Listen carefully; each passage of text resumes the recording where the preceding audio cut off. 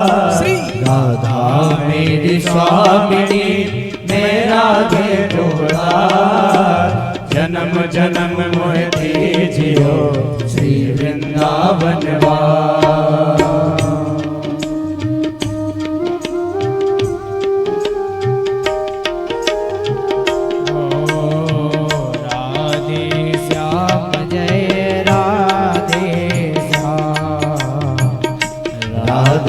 श्याम जय राधे श्याम, राधे श्याम जय राधे श्याम। सभी गाएंगे मधुर मधुर भाव से। राधे श्याम जय राधे श्याम, राधे श्याम जय राधे श्याम।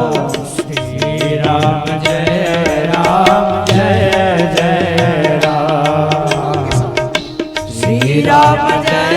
राम जय जय राम। सीता राम चरण रथ मोरे, सीता राम चरण रथ मोरे। अनुदिन बढ़ाए अनुग्रह तोरे, अनुदिन बढ़ाए अनुग्रह तोरे। राधे श्याम जय राधे श्याम, राधे श्याम जय राधे श्याम। सीता राम जय सीता राम, सीता राम जय सीता राम।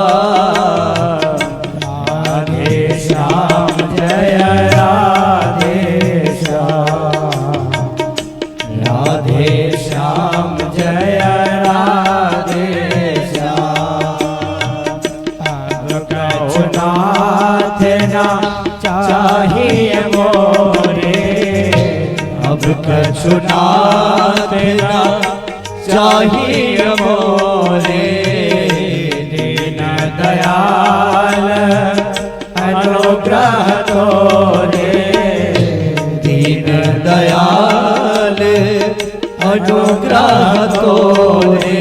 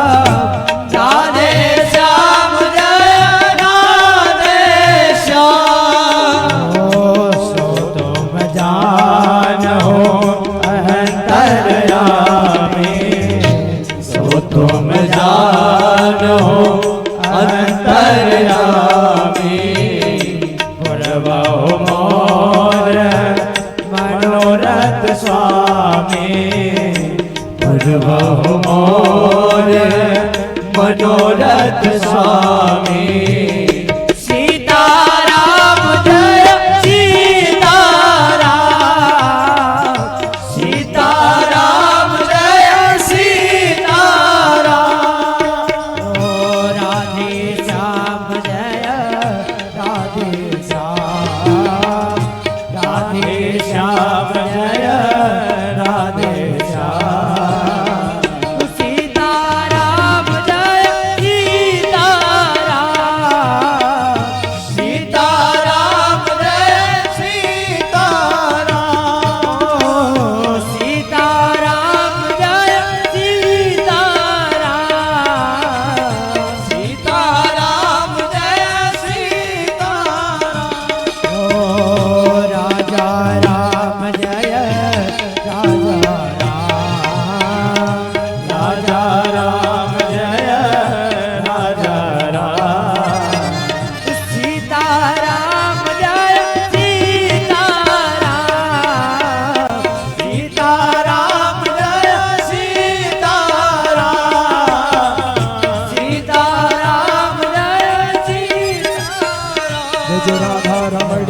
राधा रमण जय राधा रमण जय राधा रमण राधा रमण जय राधा रमण जय राधा रमण जय राधा रमण जय राधा रमण प्यारो राधा रमण जय राधा रमण प्यारो राधा रमण जय राधा रमण प्यारो राधा रमण जय राधा रमण प्यारो राधा रमण जय राधा रमण प्यारो राधा रमण जय राधा रमण प्यारो राधा रमण जय राधा रमण प्यारो राधा रमण जय राधा रमण प्यारो राधा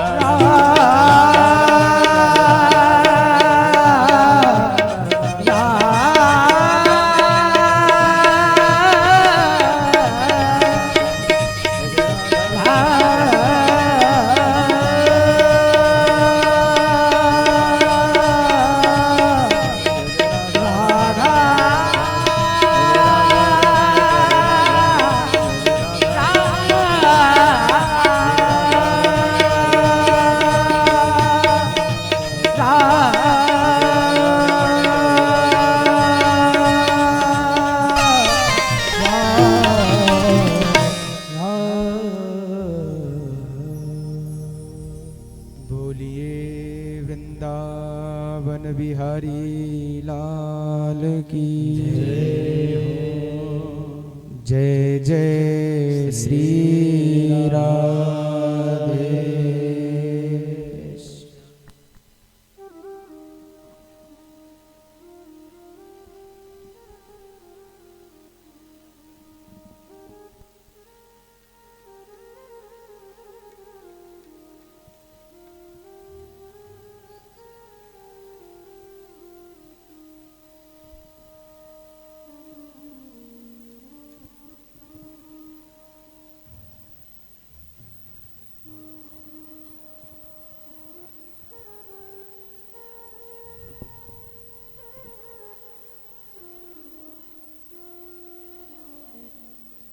परम अकारण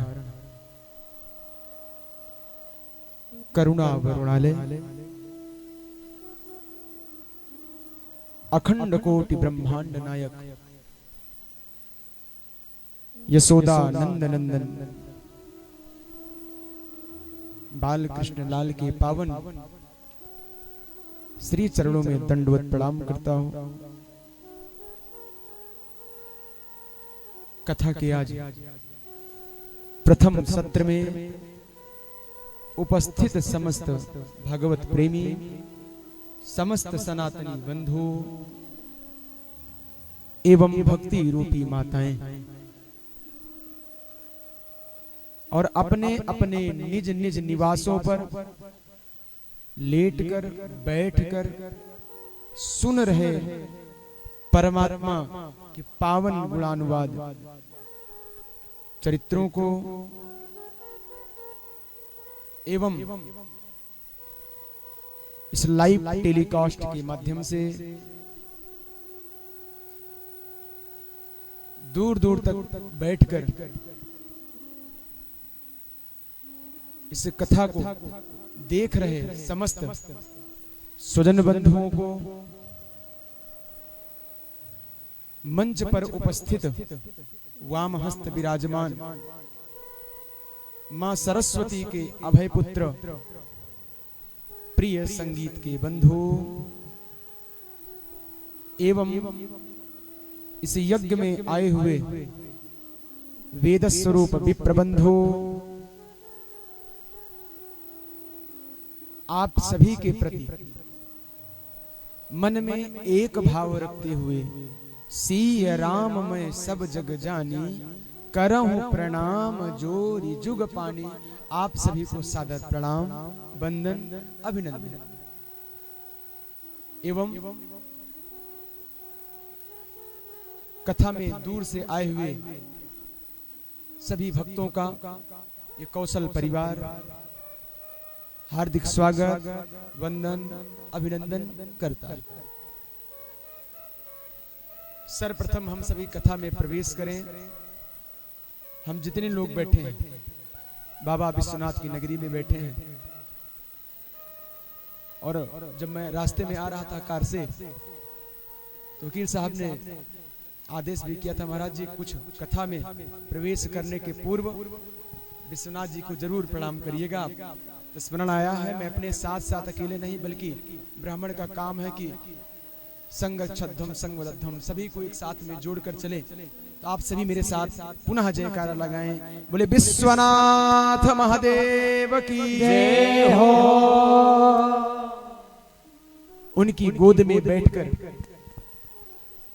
पहली बार इस काशी प्रांत में अपने प्रभु बाल कृष्ण की चर्चा करने का सुअवसर मिला है। तो आप सभी भक्तों का बहुत बहुत धन्यवाद, जो हम जैसे दासानुदास को कथा करने के लिए यहाँ पर बुलाया। और इस कथा के यजमान मुख्य जमान आदरणीय श्री हरिश्चंद्र कौशल जी, श्री राम लखन कौशल जी, श्री पारसनाथ कौशल जी, श्री कैलाशनाथ कौशल जी, कृष्णा प्रसाद कौशल जी, दशरथ कौशल जी, विनय कौशल जी। इसमें से जो एक भाई एक्सपायर हुए उनका भी नाम है? उनका नहीं। हाँ, यजमान जी हमारे 7 भाई, उनमें से एक नहीं रहे। नहीं रहे तो नहीं कह सकता हूं, भागवत कथा हो रही है, कहीं ना कहीं जरूर अपनी अमृतमयी कृपा बरसाने के लिए अपने भाइयों के इस ओजस्वी कार्य से प्रसन्न होकर कहीं आसपास जरूर विराजमान होंगे, और वो भी इस कथा को सुन करके मोक्ष की प्राप्ति करेंगे। भैया, पूरा परिवार मिल करके अपने माता पिता की मोक्ष के लिए, क्या हम आप सभी ने कभी देखा है क्या कि मोक्ष हमारे नजरों के सामने कभी नहीं हुआ?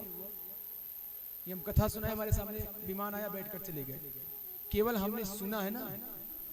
और सुन करके किसी से यदि प्रीत हो जाए, उस पर विश्वास जम जाए, तो उससे बड़ा दुनिया में और कुछ नहीं।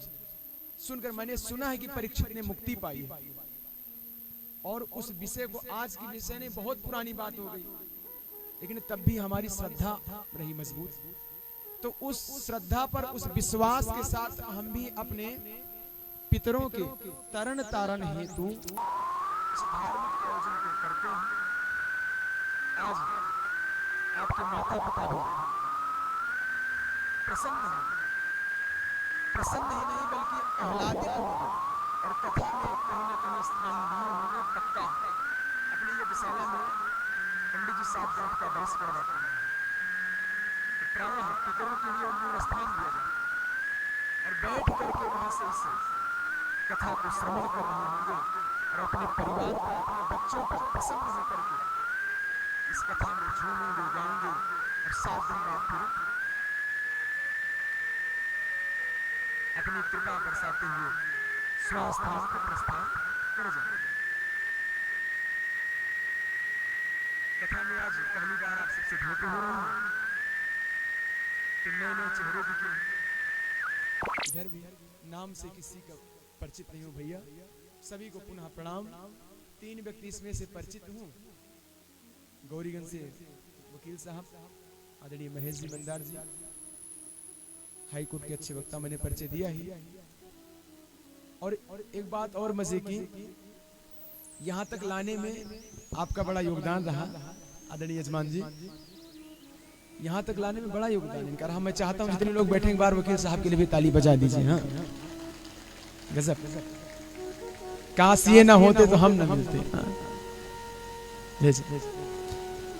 और इन्हीं के वामहस्त विराजमान इनके अनुज आदरणीय पंकज जी, ये सपत्नीक आए हैं भैया। हाँ, इनके लिए भी 150 किलोमीटर से चल करके केवल भगवान की कथा सुनने के लिए ऐसे भी परम भक्त बैठे हैं।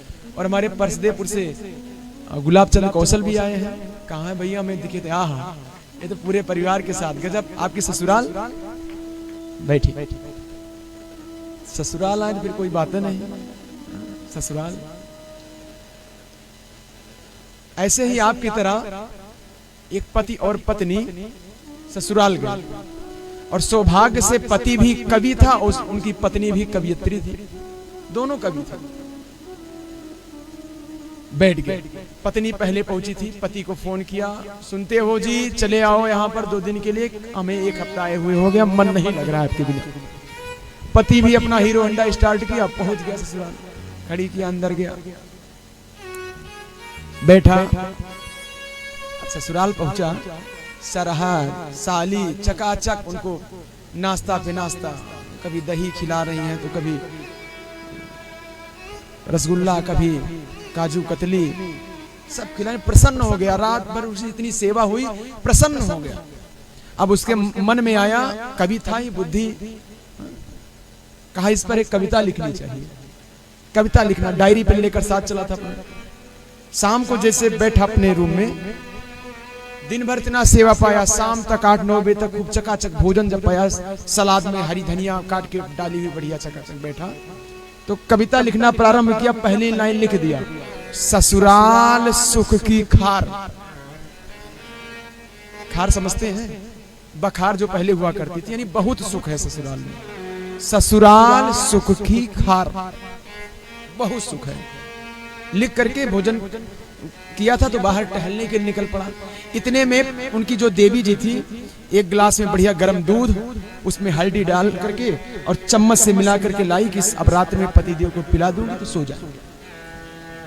पत्नी लेकर आई बेडरूम में, तो पतिदेव बाहर टहलने निकले थे।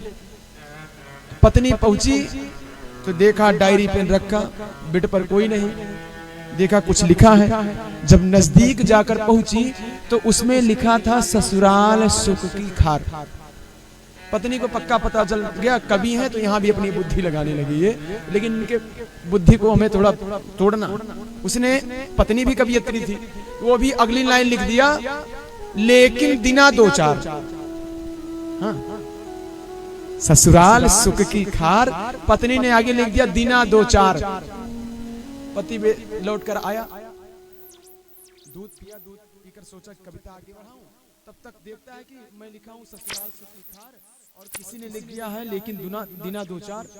शांत हो गया, बैठ गया, डायरी बंद कर दी। फिर अगले दिन बैठा, फिर बुद्धि लगाया, कहा यदि मैं आगे लाइन बढ़ाऊंगा तो जिसने जो लिखा है उसका उत्तर तो वो भी देगा, यदि मैं फिर इसमें कोई प्रश्न आगे लिख दूंगा, प्रश्न चिन्ह लगा दूंगा लाइन लिखकर, उसका उत्तर देगी जो लिखा होगा। तो अगले दिन जब कवि पहुंचा रूम में तो अगली लाइन लिख दिया, यदि मास पखवारा, यदि महीना और 15 दिन रह लिया जाए तब। फिर पत्नी शाम को दूध लेकर पहुंची। पत्नी ने फिर देखा कि अगला प्रश्न हो गया। पहला था ससुराल सुख की खार, पत्नी ने लिख दिया दिना 2-4। सेठ जी ने कहा यदि मांस और पखवारा, पत्नी ने अच्छी अच्छी मोटी हेडिंग में लिख दिया, हाथ में खुरपा और खरहरा। भैया तो हमने जैसे जैसे पूछा कि आप रहेंगे पूरा 1 हफ्ता ना, कहा नहीं अब हफ्ता भर तो नहीं रहूंगा, बस कल परसों में निकल जाएंगे। मैंने कहा भैया बस चकाचक है, अच्छा है, फिर भंडारे में आ जाना तभी। जितने लोग बैठे ससुराल जाइए, 2-4 दिन घूमकर चकाचक आनंद लीजिए, फिर लौट आइए। यदि मांस पखवाड़ा के चक्कर में पड़े तो 10 दिन तक चकाचक सेवा होगी। अंतिम दिन में ससुर भी हाथ में खुरपा पकड़ा देगा, चल बेटा अब खेत में थोड़ी देर।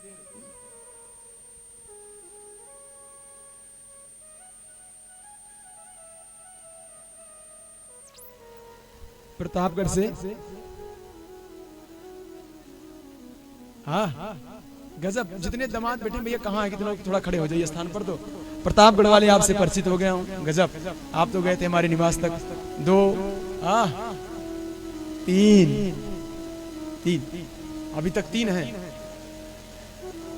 अभी तो बहुत आएंगे। बैठिए, बोलिए राधे राधे। हम जितने लोग बैठे हैं हम सभी सनातनी अपने आप को मानते हैं नहीं। हम जितने सनातनी बंधु हैं, कोई भी धर्म कार्य प्रारंभ करते हैं तो सबसे पहले क्या करते हैं? कोई कार्य हमें प्रारंभ करना होता है तो सबसे पहले हम क्या करते हैं? तो हम सभी सनातनी सर्वप्रथम भगवान गणेश जी की पूजा करते हैं। क्यों गणेश जी की पूजा करते हैं? हम हनुमान जी की पहले क्यों नहीं कर लेते? भाई हम दुर्गा जी की क्यों पहले नहीं करते? गणेश जी को ही क्यों करते हैं? ध्यान से जितने लोग बैठे हैं, ये कथा सबके लिए विशेष है। पहले गणेश जी को प्रणाम कर लें। बोलिए गणेश जी महाराज की जय हो। गणेश जी विद्या के देवता। गणेश जी विद्या के देवता हैं। जितने लोग विद्यावान बनना चाहते हो गणेश जी के सन्निकट जरूर रहें। गणेश जी से सीख लेना चाहिए। केवल गणेश जी की सर्वप्रथम पूजा कर देने से कोई लाभ नहीं है भैया। हाँ, गणेश जी को केवल अगरबत्ती दिखाने से काम नहीं चलेगा, क्योंकि राम नहीं है नारा कोई, यहाँ है जीवन दर्शन। उनके बताए हुए, उनके निर्देश पर यदि हम नहीं चलते हैं तो जिंदगी भर अगरबत्ती दिखाते रहें, कोई काम चलने वाला बनने वाला नहीं। गणेश जी, क्या आपने कभी विचार किया, इतना बड़ा पेट, इतनी लंबी सी नाक, हाथी का पूरा धड़, इतना हट्टा कट्टा शरीर है और चलते काहे पे हैं? जो संसार का सबसे कोमल प्राणी है, चूहा। एक बार स्वामी विवेकानंद जी शिकागो में गए थे भाषण देने के लिए। सेमिनार चल रहा था, तो अंग्रेज वैज्ञानिक खड़ा हुआ, अपना भाषण दिया।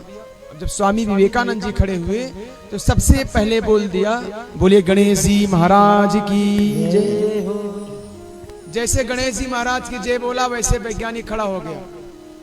कहा यार तुम्हारे यहाँ कितने विचित्र मनुष्य हैं, पता नहीं अजीब गरीब व्यक्ति को अपना भगवान बना लेते हैं, ना जिनका स्वरूप अच्छा, ना जिनका शरीर अच्छा, फिर भी उनको प्रथम पूज्य कैसे बन गए। निवेदन, गणेश जी से यदि हम सीख लेते हैं तो हम भी संसार में प्रथम पूज्य बन सकते हैं। वो भी किसी के बेटे तो हैं, उन्होंने कर्म किया, मेहनत किया, संसार में पूजनीय हुए। राम भी अपने कर्म के कारण संसार में पूजनीय हुए। तो गणेश जी का बड़ा प्यारा श्लोक सबको आता है। गजाननं भूतगणाधिसेवितम्, गजाननं भूतगणाधिसेवितम्। भैया, जिसके एक आवाहन करने पर भूत प्रेत भी जिनकी सेवा में आ जाते हों। यहाँ हम भाई भाई को बुलाते हैं तो कई बार भाई नजर छिपा कर बसता है आपसे, कहीं हमसे एक गिलास जल न मांग ले। लेकिन गणेश जी की एक आवाहन पर भूत प्रेत भी चले जाते हैं। कपित्थ जम्बू फल चारु भक्षणम। दुनिया में जो कोई देवता फल को पसंद नहीं करता है वो हमारे गणेश जी खाते हैं। कहते हैं जो दुनिया में कोई ना खावे हमें ला। कई था कपित्थ, जामुन, किसी को केवल गणेश जी को, गणेश जी को बड़ा प्रिय है। गणेश जी कहते हैं जो कोई ना खावे हमारे पास ले आओ। ऐसे कहां देवता आपको मिलेंगे। उमा सुतम, जो साक्षात जगत जननी अम्बा परम्बा जगदम्बा महारानी पार्वती जी के पुत्र हैं। शोक विनाश कारकम, जो हमारे जीवन में क्लेश है, दुख है, जो इनको नष्ट करने वाले हैं। नमामि विघ्नेश्वर पाद पंकजम। हम सभी एक संग मिल करके उनके पावन श्री चरणों में प्रणाम करते हैं। क्या कभी आप सबने विचार किया कि गणेश जी के इतने बड़े कान क्यों, इतनी बड़ी नाक क्यों, इतना बड़ा पेट क्यों, और चलते हैं चूहे पर क्यों? यहीं से सीख लेना है हम सबको, यहीं से। कान, अब जिसमें जिनको जिनको इसमें विद्यावान बनना है, जो विद्या चाहते हैं उनके कान बड़े होने चाहिए। कल से आप सब खींचना प्रारंभ करिए, अपने अपने कान को बड़ा करिए।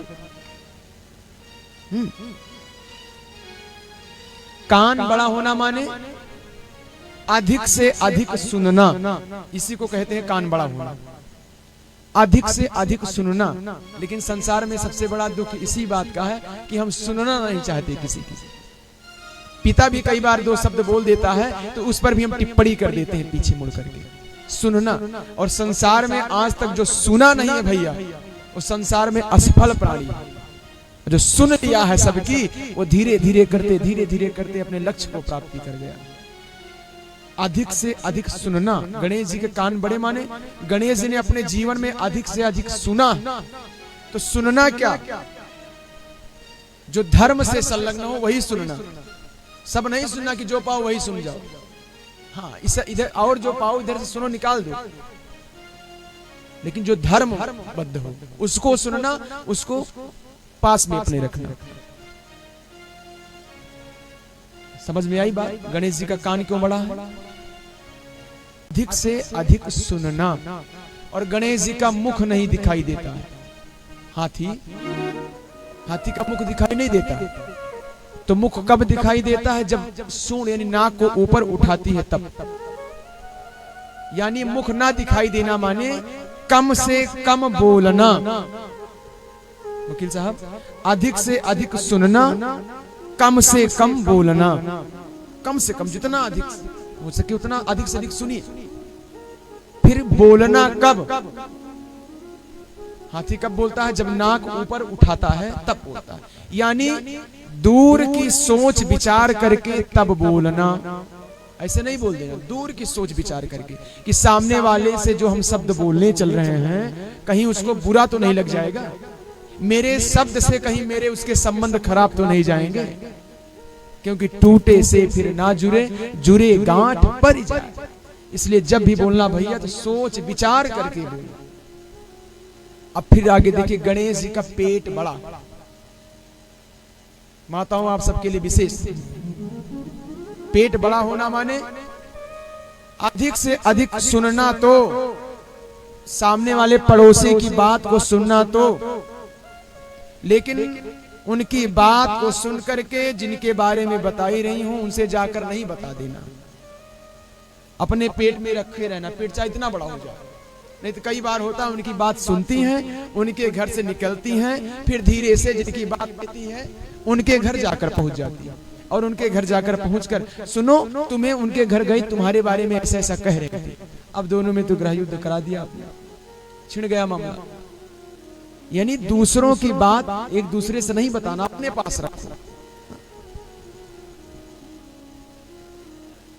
और गणेश जी के हाथ में अंकुश रहता है, देखिए ना, अंकुश। तो हम आपके भी, भैया क्या हो रहा है बार बार? गणेश जी के एक हाथ में अंकुश भी है। हम आपके हाथ में भी अंकुश है कि नहीं है? क्या करना है, क्या नहीं करना है, क्या खाना है, क्या नहीं खाना है। हम 60 साल के हो गए हैं, 70 साल के हो गए हैं, आइसक्रीम कब तक खाएंगे? चौराहे पर खड़े होकर चाट कब तक खाएंगे? सब। लेकिन नहीं, दिल है कि मानता नहीं। स्पष्ट मना किया गया है कि रात्रि में दही नहीं खाना चाहिए, रात्रि में सलाद नहीं खाना चाहिए, खीरा मूली फल नहीं खाना चाहिए। लेकिन मैं चाहे ये करूं, मैं चाहे वो करूं, मेरी मर्जी। यही चल रहा है। बफर सिस्टम लगा हो, उसमें सलाद ना हो तो सब व्यर्थ, सब व्यर्थ है।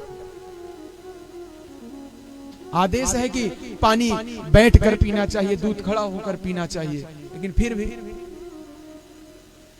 भैया मैं केवल समझा सकता हूं। आप जो समझ लेगा वो समझ जाएगा, जो नहीं समझेगा फिर ऐसे कथाएं होती रहेंगी। आप आते रहेंगे, आपकी दक्षिणा लेकर हम भी अपना भरण पोषण करते रहेंगे। लेकिन यदि हम कथा में बैठे हैं, एक एक शब्द तेने यम वांगमयी मूर्ति प्रत्यक्ष कृष्ण एवं, जीवन में अंकुश होना चाहिए। हमें बाप बेटे में कैसा व्यवहार रखना है, सास बहू से कैसा व्यवहार रखना, कैसे बातें करना, उस पर भी अंकुश होना चाहिए। हर क्षेत्र में कैसे चल रहे हैं, कहां बैठना है, कहां उठना है, क्या बोलना है, सब पर, वाणी पर, सब पर अंकुश होना चाहिए। और गणेश जी चलते काहे पे हैं? चूहे पर। जैसे विवेकानंद जी से वो अंग्रेज वैज्ञानिक ने कहा, यार चलिए सब बात आपकी सुन लिया, जरा ये बताइए कितने विचित्र प्राणी हैं, कितने हट्टे कट्टे शरीर वाले हैं और चलते हैं चूहे पर। विवेकानंद जी मुस्कुराए, विवेकानंद जी मुस्कुरा कर बोले, भैया ये बताओ आपकी दुनिया कैसे चलती है? अंग्रेज ने कहा देखिए हम लोगों के यहाँ इंग्लिश मीडियम सब चलता है, हम लोग अंग्रेज।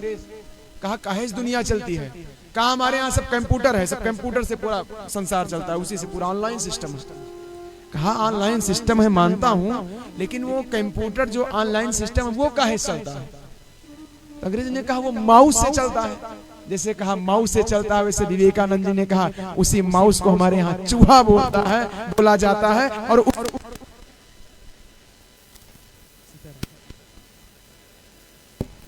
सीताराम भैया, हो सकता हो आसपास कोई भूत प्रेत हो। शंकर जी की परसों तो सब गड़बड़ाना है, लेकिन आधे से आकर सब बैठ गए यहाँ।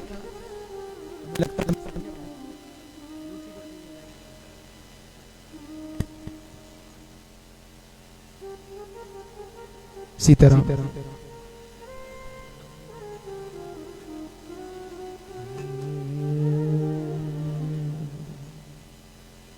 सीताराम। इलेक्ट्रिक है, कभी भी कुछ भी हो सकता है। यहाँ मनुष्यों का तो भैया भरोसा नहीं है, तो उसका क्या किया जाएगा? गणेश जी चूहे पर चलते हैं। चूहा माने मन, जो एक स्थान पर नहीं रुकता। मन एक स्थान पर नहीं रुकता, कभी हाँ कभी वहां। इतने देर यहाँ बैठे हैं, एक बार सेट कर दो भैया, काहे बार बार उसी में हलचल कर दो। लाइव टेलीकास्ट चल रहा है, उसका भी ध्यान रखिए आप।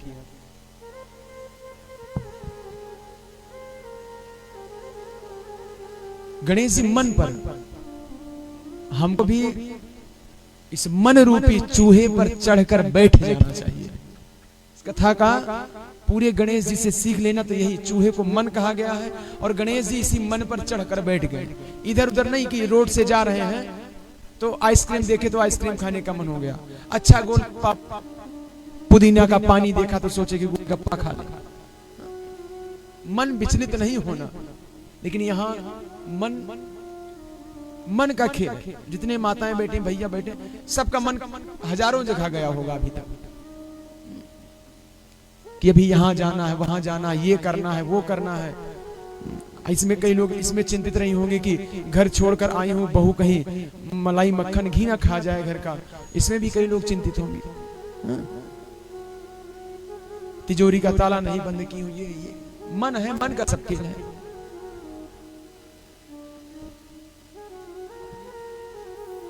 अपनी गणेश जी का हुआ है।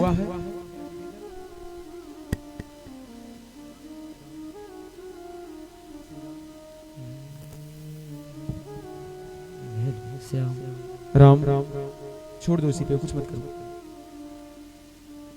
अपनी कथा में गणेश जी का आवाहन हुआ है। मेरा निवेदन, जितने लोग अपने अपने स्थान पर आए हैं, बैठे हैं, गणेश जी का आगमन हुआ तो आप सब स्वागत करेंगे कि नहीं करेंगे? कितने लोग गणेश जी का स्वागत करेंगे? तो स्वागत बैठे बैठे करेंगे कि खड़े होकर करेंगे? कोई आए स्वागत तो उसका खड़े होकर किया जाता है। अपने अपने स्थान पर खड़े होइए। गणेश जी का आगमन हुआ है। झूमते हुए, नाचते हुए, ताली बजाते हुए हम सभी एक संग मिल करके गणेश जी का भव्य दिव्य स्वागत करके हो आनंद के दाता हो गजानन, आनंद के दाता, आनंद के दाता हो गजानन, आनंद के दाता, आनंद के दाता हो गजानन, आनंद के दाता, आनंद के दाता हो गजानन, आनंद के दाता, आनंद के दाता, आनंद के दाता,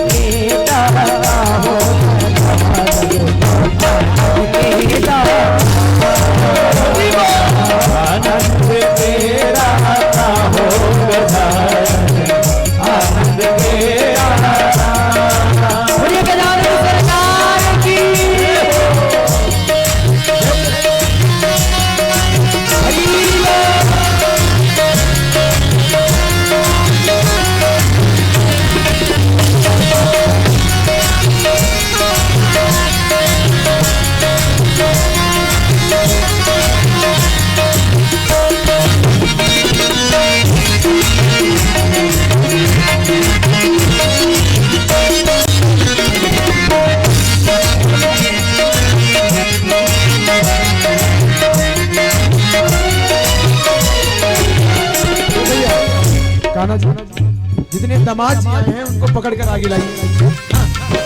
जय जय ओ शिव शंकर पिता तुम्हारे, ओ शिव शंकर पिता तुम्हारे, ओ शिव शंकर पिता तुम्हारे, शिव शंकर पिता तुम्हारे, ओ भोलेनाथ पिता तुम्हारे, भोलेनाथ पिता तुम्हारे, हमारे पति है माता, हमारे पति है माता,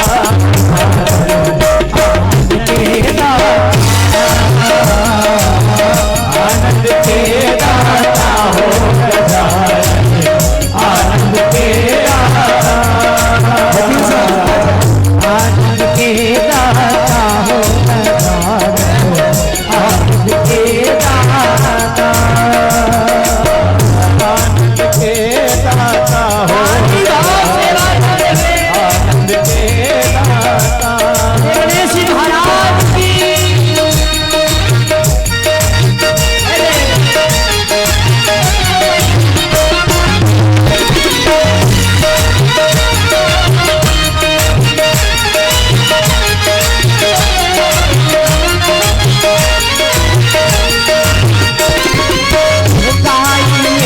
गणपति जगवंदन, गाइए गणपति जगवंदन, गाइए गणपति जगवंदन, गाइए गणपति जगवंदन, शंकर सुवन भवानी के नंदन, शंकर सुवन भवानी के नंदन, ओ शेष सदन गज बदन सदन गज बदन विनायक, ओ कृपा सिंधु सुंदर सबलायक, कृपा सिंधु सुंदर सबलायक, आनंद आनंद देता हो गजानन, देता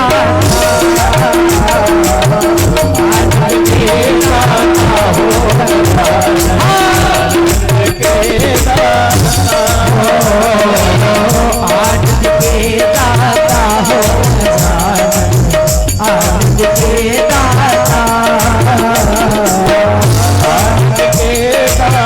हो गजानन,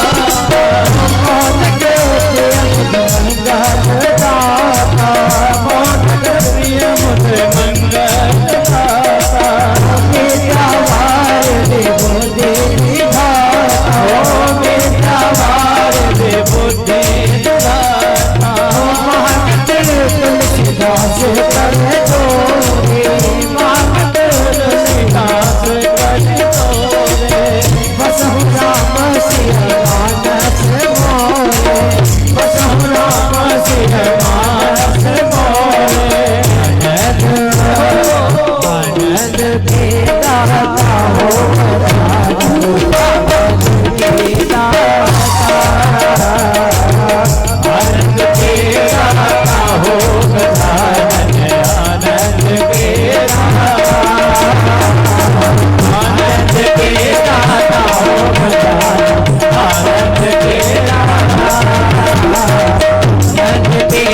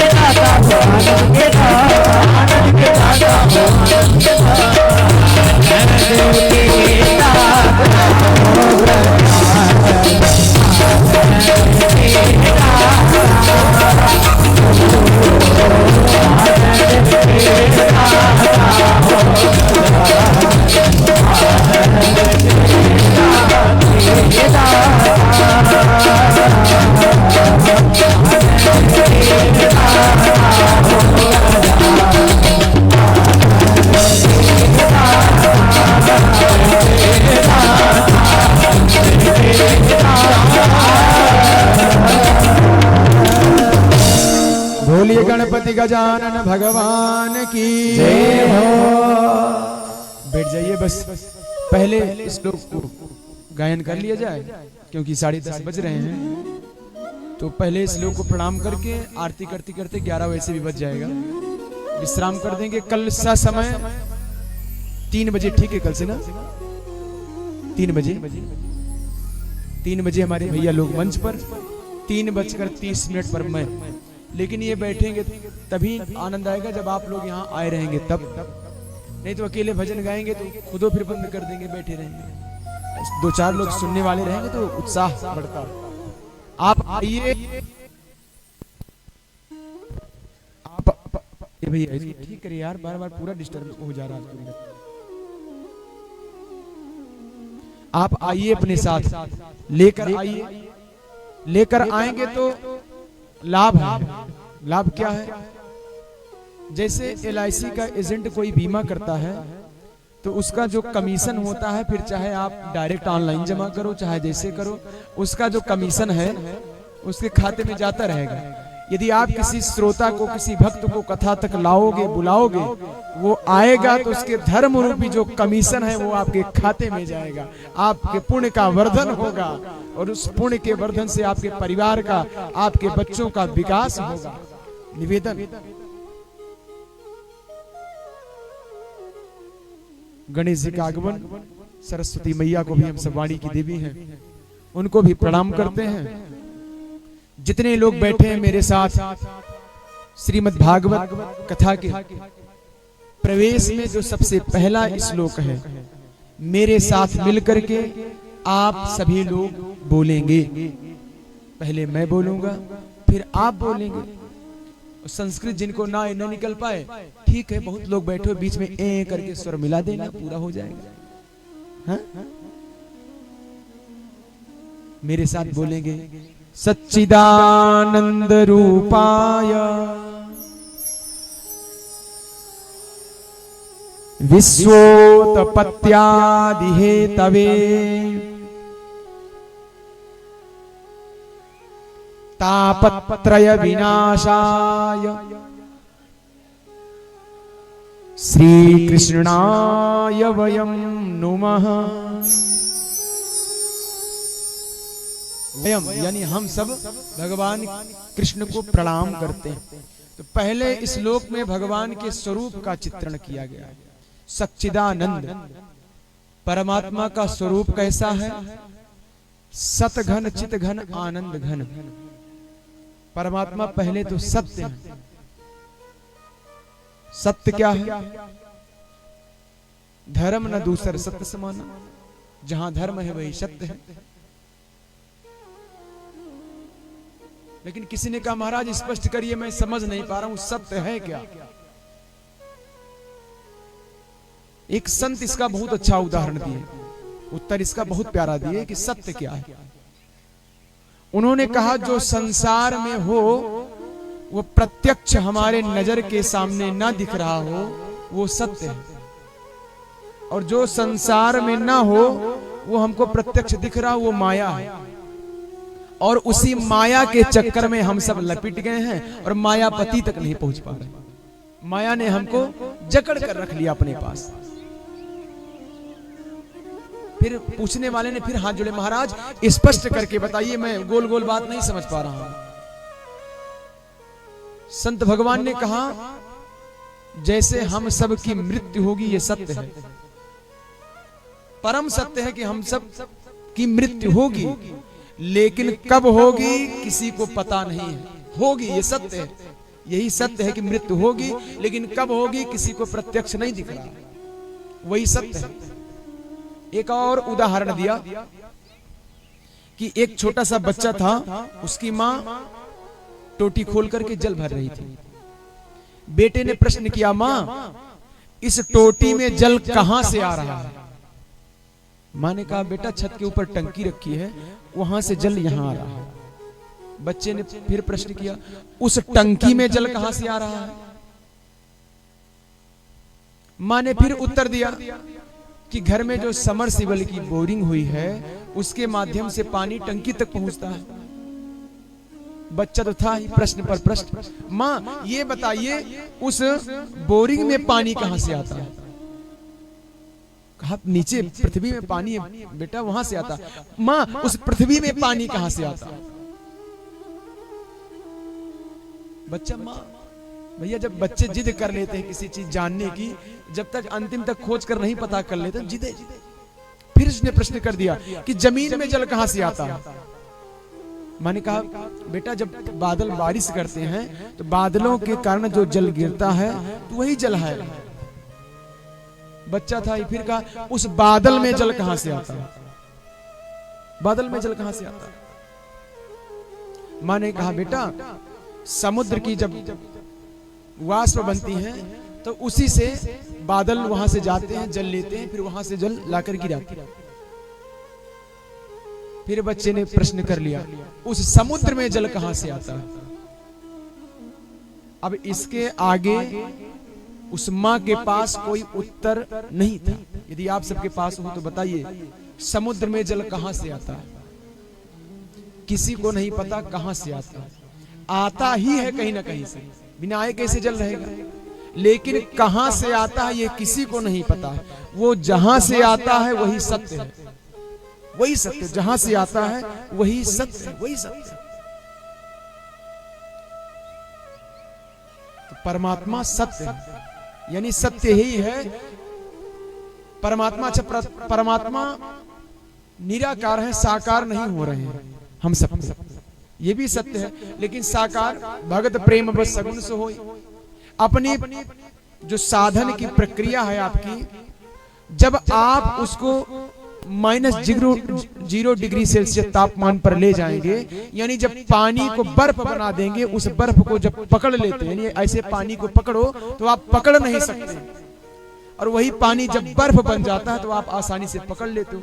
यानी ऐसे आप जाओ परमात्मा को पकड़ने के लिए तो मिलेंगे, उसके लिए आपको बर्फ बनना पड़ेगा। और जब पानी बर्फ बनता है भैया तो कितने कष्ट हुआ करते हैं। तप आधार सब सृष्टि भवन। कुछ भी करने के लिए जीवन में तप अनिवार्य है, बिना तप के कुछ नहीं होगा। बिना मेहनत के संसार में कुछ भी नहीं होगा।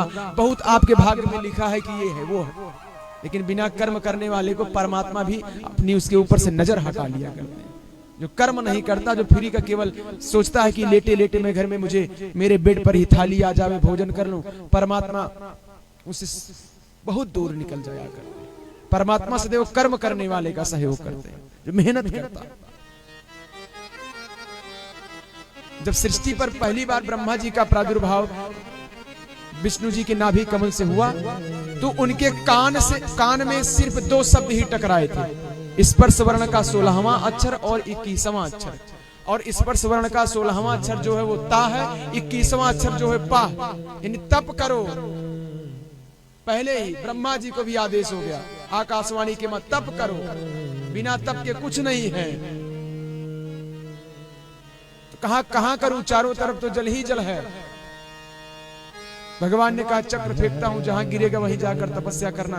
भगवान ने चक्र फेंका तो लखनऊ के आगे सीतापुर जनपद में, जिसे आप नैमिसारण्य बोलते हैं, वहां पर भगवान का चक्र गिरा। भगवान ने वहां ब्रह्मा जी ने बैठकर वहां तपस्या की।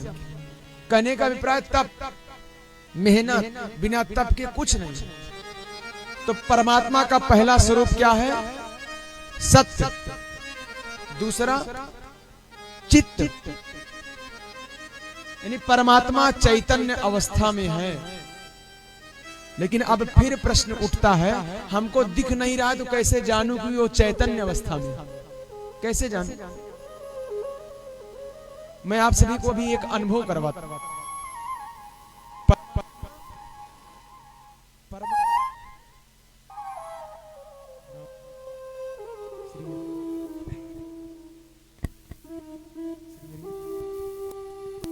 नारायण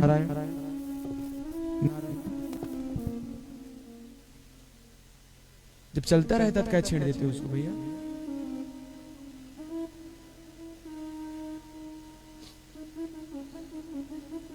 सबका माइक ठीक है, केवल महाराज जी का माइक गड़बड़ है।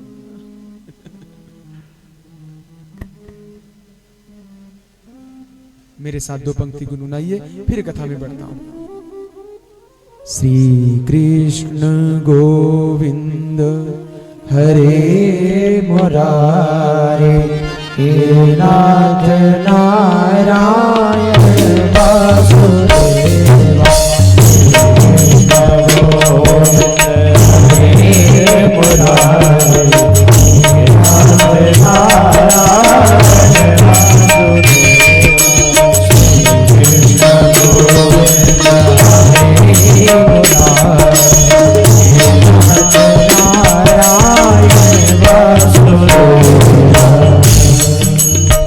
परमात्मा हम सबके बीच में चैतन्य अवस्था में है। अनुभव कराऊंगा, आप स्वयं फील करेंगे कि हाँ परमात्मा मेरे अंदर है। आप चाहते हैं कि परमात्मा का हम दर्शन करें? कितने लोग चाहते हैं कि हम परमात्मा का दर्शन करें? वाह, सभी चाहते हैं। लेकिन आप सब भैया बड़े स्वार्थी हो। सब आदमी इतना स्वार्थी है, इतना स्वार्थी है। भगवान के पास तभी जाता है, भगवान के पास तभी जाता है जब उसको अपना काम बनाना रहेगा तब। एक आरती गाई जाती है कि ओम जय जगदीश हरे। जैसे ओम जय जगदीश हरे गाई जाती है तो सबसे पहले सीधे एक ही शब्द कहता है।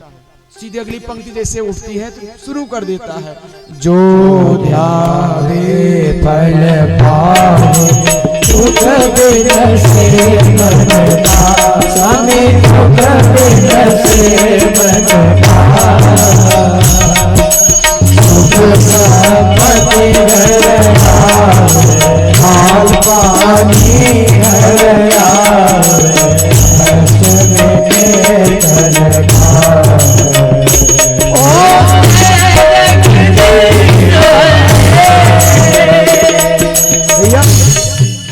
पहले कहेंगे जो ध्यावे फल पावे, दुख बिन से मन का, सुख संपत्ति घर आवे, माल पानी घर आवे, कष्ट में। उसके बाद प्रभु जब माल पानी दोगे तब अगली पंक्ति गाते, मात पिता तुम मेरे शरण गहूं अब किसी। पहले नहीं कहते, पहले तो संपत्ति दीजिए। हाँ, स्वार्थ लाई कर ही सकती। हाँ, परमात्मा चैतन्य अवस्था में। मेरा निवेदन, जितने लोग बैठे अपने अपने सर पर अपना अपना दाहिना हाथ रखिए, जिनको परमात्मा का दर्शन करना हो। अपने अपने कान को पकड़िए। कहेंगे अच्छी महाराज जी ये कौन सी कथा सुना रहे हैं? सर से हाथ हटा लीजिए, कोई दिक्कत नहीं, उसी हाथ से पकड़िए। अपने अपने वस्त्र को पकड़ लीजिए। जिस आसन पर बैठे हो अपने अपने आसन को छू लीजिए। अब ठीक से बैठ जाइए। परमात्मा का दर्शन, यानी हमने कहा आप अपने सिर का स्पर्श करिए। आप अपने, ये सिर मेरा है ना, तभी आप भी कहेंगे ये सिर मेरा है, ये कान मेरा है, ये आसन मेरा है, ये हाथ मेरा है, ये आंख मेरी, नाक मेरे। जो मेरा होता है वो मैं थोड़ी होता है। ये मेरा है, ये मेरा है, ये मेरा है, तो मैं कौन हूं? मेरा है ना ये सब, तो मैं कौन हूं? ये सब मेरा है। जो मेरा है वो मैं नहीं हूं। क्लिष्ट है, थोड़ा अध्यात्म है, समझिएगा। ये मेरा है, ये तो मैं कौन हूं? तो आपके अंदर जो आपसे एक्टिविटी करवा रहा है वही परमात्मा आपके अंदर विराजमान है, वही सत्य है, वही चैतन्य अवस्था में। दूसरा उदाहरण, जैसे जब कोई आप पर डंडे लाठी का प्रहार करता है तो क्यों अचानक से आपका हाथ ऊपर चला जाता है बचाने के लिए? क्यों जाता है? सोचिए। इसीलिए जाता है कि वही परमात्मा हमारे अंदर चैतन्य रूप में विराजमान है। जैसे कोई प्रहार करता है तो परमात्मा बचाने के लिए दोनों हाथ अपने उठा करके सर की रक्षा करते हैं। हाथ। तीसरा स्वरूप परमात्मा का, परमात्मा आनंद है। सतघन चितघन आनंद घन। आनंद किसे कहते हैं? कुछ लोग कहते हैं महाराज रसगुल्ला खाने में बड़ा आनंद है, लेकिन ध्यान रहे रसगुल्ला खाने में आनंद नहीं है। आनंद और सुख में अंतर है।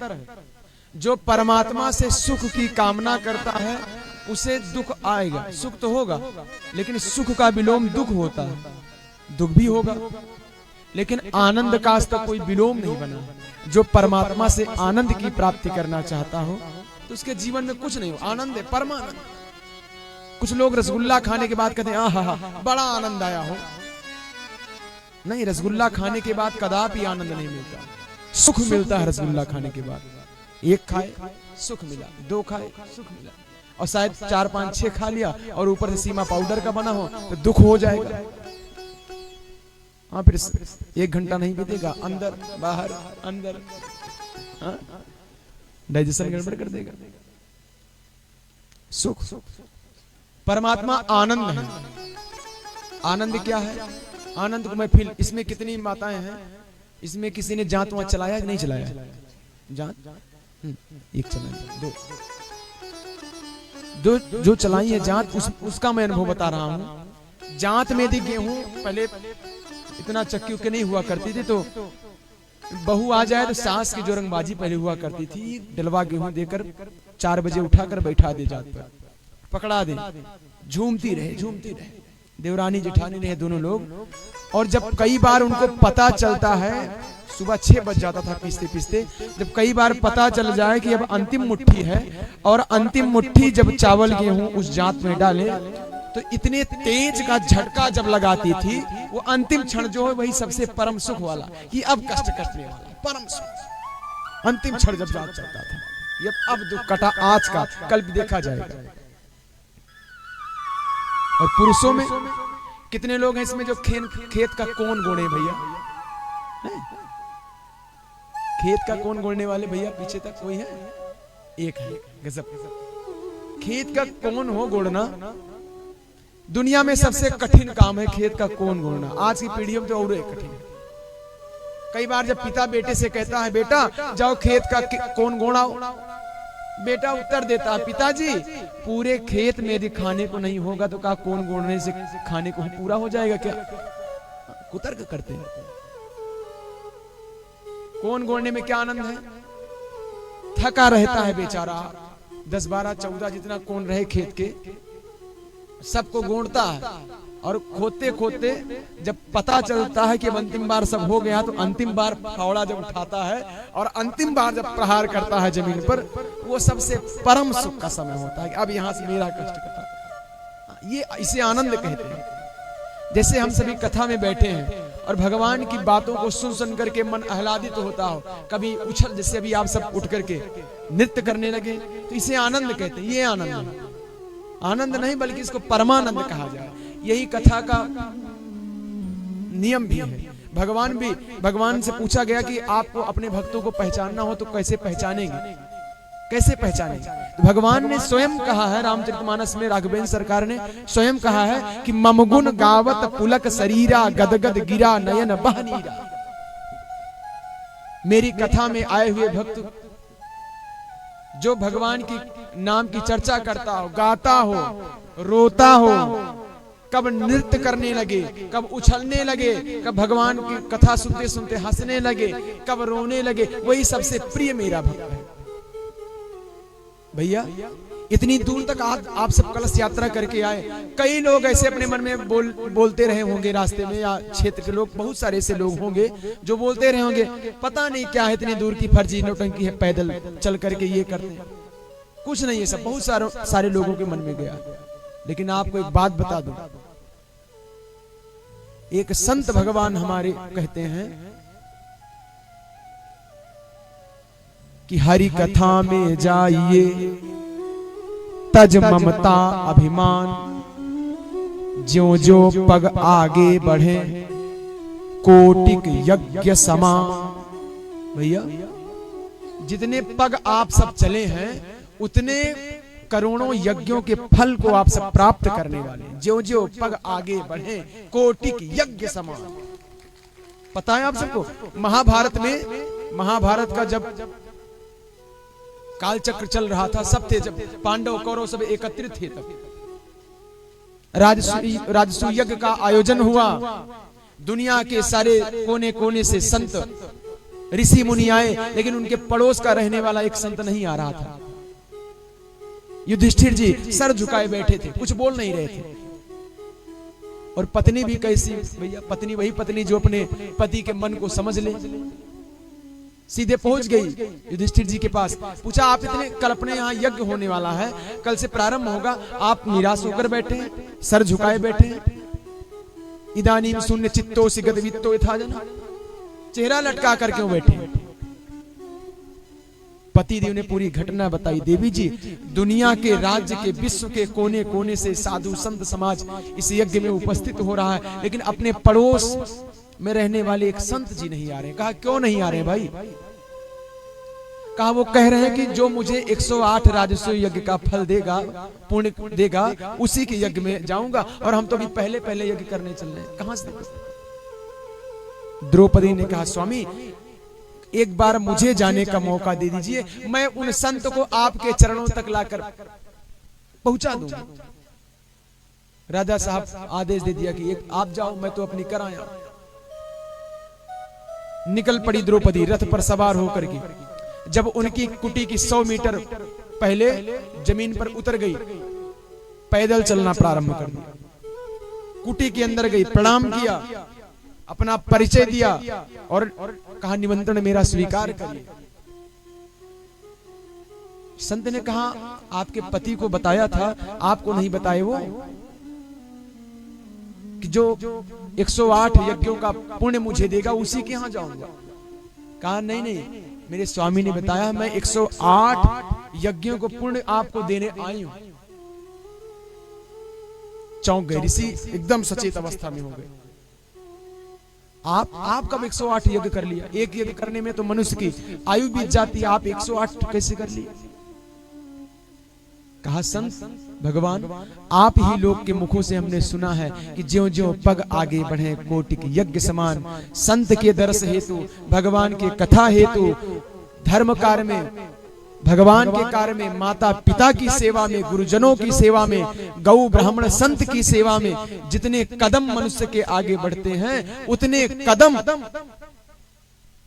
यज्ञों के पुण्य को फल प्राप्त करते हुए बढ़ते चलते हैं। अरे आप 108 कह रहे हैं, हम तो 500 पग चलकर आए हैं। जितने यज्ञों का फल चाहिए आप ले लीजिए, आप मेरे यज्ञ में चलिए। संत भगवान प्रसन्न हो गए थे भाई साहब।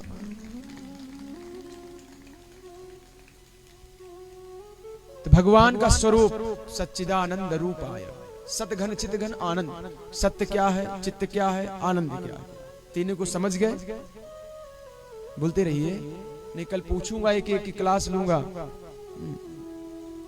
कुछ तो आना चाहिए भैया। फिर तीसरा, तापत्रय विनाशाय। वकील साहब, ताप कितने होते हैं?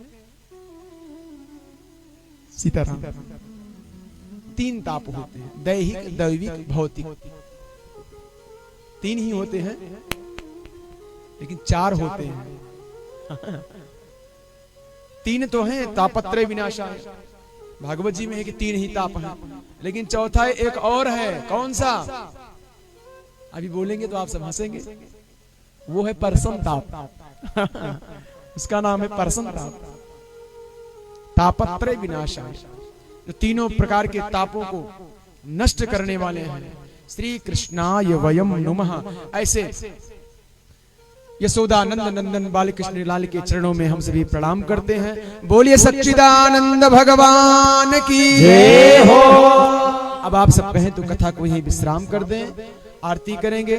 उसके पूर्व निवेदन, बाल कृष्ण लाल हम सबकी कथा में आए हैं, तो कथा जहां होती है भगवान का धाम हो जाता है वृंदावन। आप सब वृंदावन चलेंगे या फिर इसी को वृंदावन बनाएंगे? इसी को वृंदावन बनाएंगे। कौन कौन बनाएगा वृंदावन? तो एक बार अपने अपने स्थान पर खड़े हो जाइए, इसी भजन में झूमते हुए, और वृंदावन की अपने ही स्थान पर मन ही मन प्रणाम करते हुए वृंदावन की हम सब मन ही मन यात्रा करेंगे। और राधा रानी के संग में मिलकर, बाल कृष्ण लाल के संग में मिलकर हम सभी झूमेंगे। बोले वृंदावन बिहारी लाल की जय, राधा रानी सरकार की जय हो। बड़े भाव। श्री वृंदावन धाम अपार, रटे जा राधे राधे।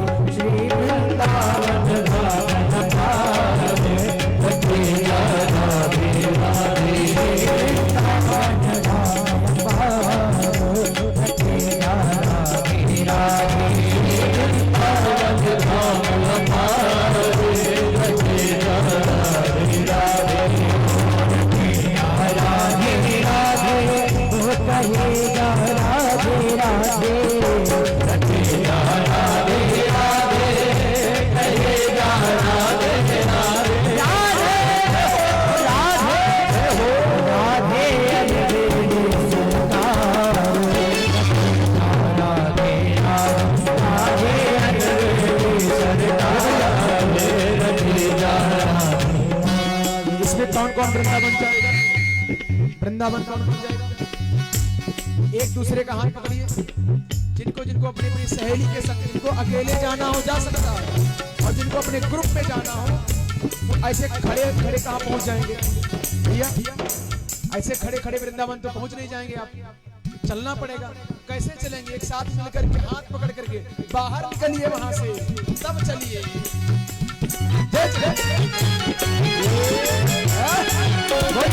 बिहारी लाल की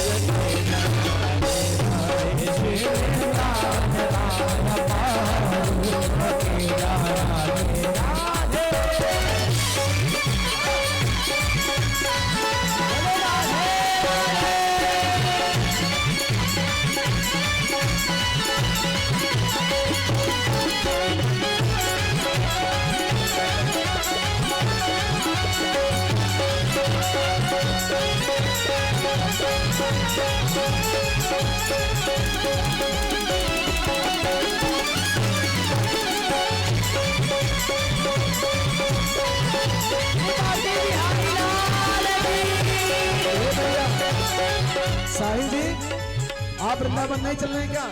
अरे ट्रेन छूटने वाली आ गया।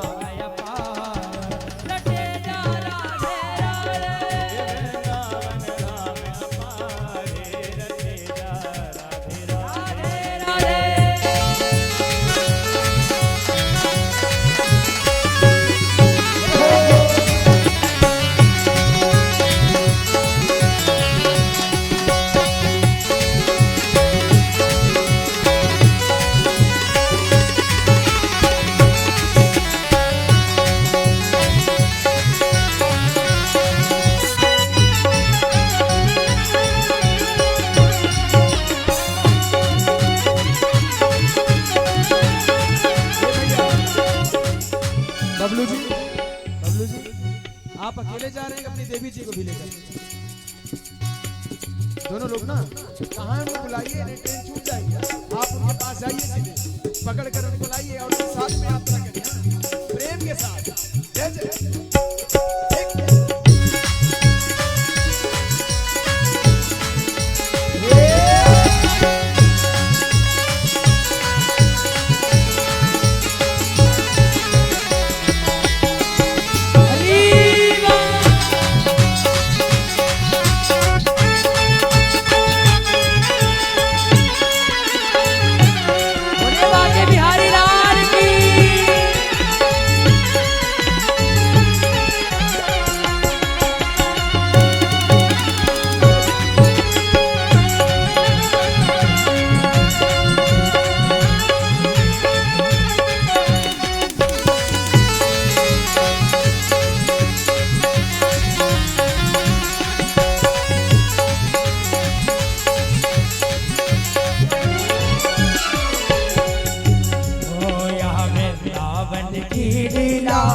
मत समझो गुड़ को चीला, ये वृंदावन की लीला। मत समझो गुड़ को चीला, वृंदावन की लीला। मत समझो गुड़ को चीला, ये वृंदावन की लीला। मत समझो गुड़ को चीला, ओ मत समझो गुड़ को चीला। समझो गुड़ को चीला, मत समझो गुड़ को चीला। समझो गुड़ को चीला, ये वृंदावन की लीला। मत समझो गुड़ को चीला, ये वृंदावन की लीला। मत समझो गुड़ को चीला। हो या में ऋषि मुनि गए हार, लगे जा राधे राधे श्री वृंदावन रामय पार। लगे जा राधे राधा रानी सरकार की जय हो। परसदेपुर वाले दमाद जी दो तो पहुंच गए हैं, आप कहाँ पिछड़े? आप भी पहुंचे, हाँ? जय जय।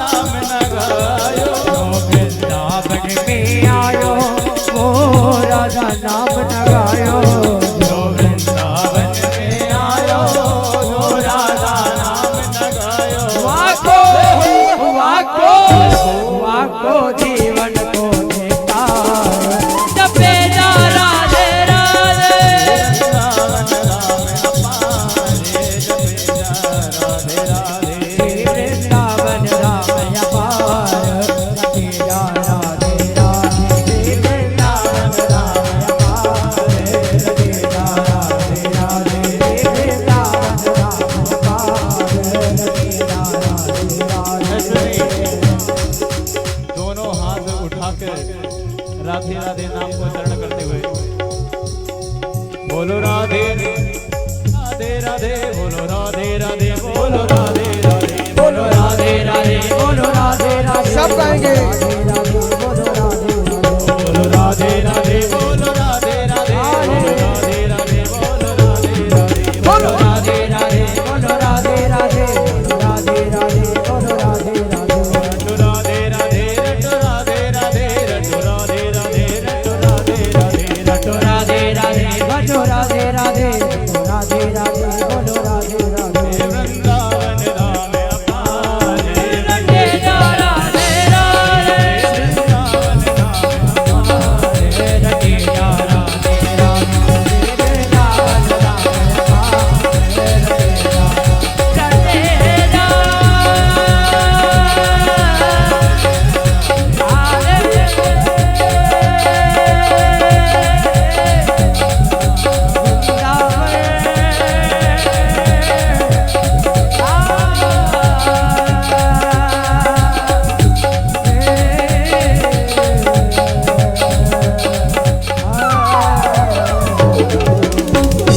बोले राधा रानी सरकार की, वृंदावन धाम की। आप सभी ने इस प्रांगण को वृंदावन धाम बना लिया है। बांके बिहारी जी आ चुके हैं और हम सभी कथा के प्रथम श्लोक में भी प्रवेश कर चुके हैं। समयाभाव है, कल हम सभी यहीं से कथा को पकड़ते हुए, कथा को बढ़ते हुए आगे बढ़ेंगे। मुख्य यजमान जी से निवेदन है, आप मंच की ओर सपत्नी कामें, आप के समस्त भाई जितने हों वो सभी मंच की ओर आवेंगे। और गौरीगंज से आदरणीय वकील साहब जी, आप पंकज जी, आप दोनों को क्योंकि कल निकल जाना है, आज आप सब व्यासपीठ की आरती कर लें। कल भेंट नहीं होगी, सीधे भंडारे में ही होगी हमें लगता है। हाँ, अन्य लोग सामने आप सभी को आरती की थाली दी जाएगी। आगे खड़े होकर के क्रमशः आरती करेंगे सभी लोग, क्योंकि मंच पर बहुत लोग नहीं आ सकते हैं। कुछ सूचना हो तो सूचना दे दे। तब तक यजमान जी हमारे आ रहे हैं, आरती की थाल तैयार करते रहें। और जितने लोग बैठे हैं उनसे मैं निवेदन करूं, कल सा समय कितने लोग हैं जो 3 बजे यहाँ आ जाएंगे? हाथ उठावें।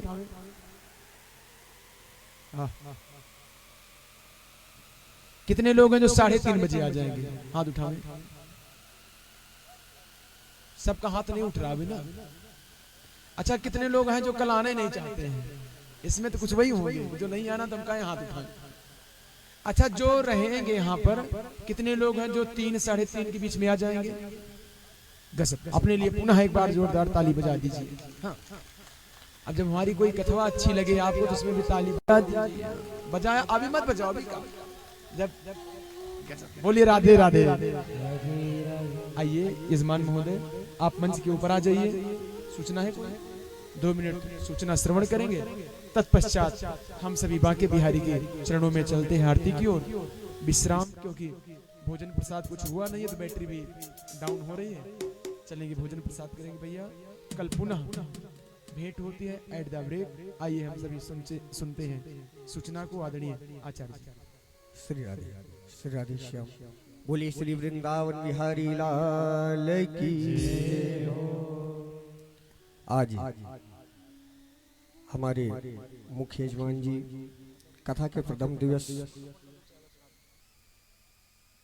श्री अवधेश कौशल जी, जो कि अपने सपरिवार सहित मंच पे पधारे। सभी लोग, सभी भाई लोग, सभी लोग, आप सभी लोग मंच पर आवे। और शेठ जी के दामाद जी आदरणीय श्री संजय कौशल जी, जो कि बांदा से पधारे हुए हैं, आपसे भी निवेदन है कि आप भी मंच पर पहुंचे सपत्नी सहित। श्रीश कौशल उर्फ पप्पू जी, जो कि प्रतापगढ़ से आए हुए हैं, ये भी शेठ जी के दामाद जी हैं। आपसे भी निवेदन है कि आप भी अपने धर्मपत्नी के सहित मंच पर उपस्थित हों। आदरणीय श्री गुलाब कौशल जी, जो कि परसदेपुर से पधारे हुए हैं, आप भी सपत्नी सहित मंच पर उपस्थित होकर के आरती करें और महाराज जी का आशीर्वाद प्राप्त करें, आशीर्वाद ग्रहण करें। और साथ ही साथ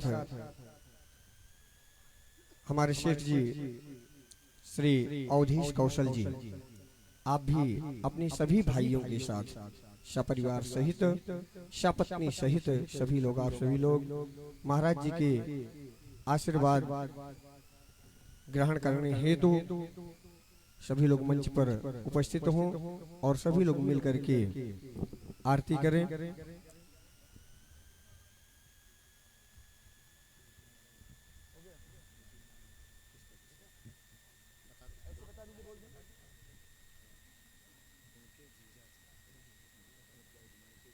श्री हरि आदरणीय मुख्य यजमान जी के जीजा जी, आदरणीय श्री मुख्य यजमान जी के जीजा जी जो कि कुंडा से पधारे हुए हैं, उनसे निवेदन है कि आप भी सपरिवार सहित अपनी धर्मपत्नी के साथ मंच पर पधारें। रामगंज से जो भक्त आए हुए हैं, इनके जीजा जी वो भी मंच पर आ जाएं। इलाहाबाद से जो कि आप भी सेठ जी के जीजा जी हैं, आप भी मंच पर पहुंचे परिवार सहित अपने सपत्नी सहित आप सभी से निवेदन है। आइए हम सभी लोग मिलकर के भागवत भगवान की पावन आरती करते हैं। सभी लोग अपने अपने स्थान पर खड़े हो जाए। सभी लोग अपने अपने स्थान पर। श्री अनीता शीला गुड्डन जी जो कि सेठ जी की परम स्नेहिल बहन जी हैं, आप सभी लोग मंच पर उपस्थित हो। आगे आ जाएगा आदरणीय श्री दूर ना रहे, कम लोग हैं। प्रेम के बिमला देवी जी, आप लोग भी मंच पर उपस्थित होकर के आरती प्रसाद और साथ ही साथ महाराज जी का आशीर्वाद ग्रहण करें। आइए हम सभी लोग आरती की तरफ अग्रसर होते हैं। हरि ओम इदगुं हविः प्रजानानां मे अस्तु दशवीरगुं सर्वगणगुं षष्ठये आत्मशनि प्रजाशनि पशुशनि लोकशनि भयशनिः अग्निः प्रजां बाहुलां मे करोत्वन्नं पयोरितो अस्मासु दत्त। श्री बांके बिहारी तेरी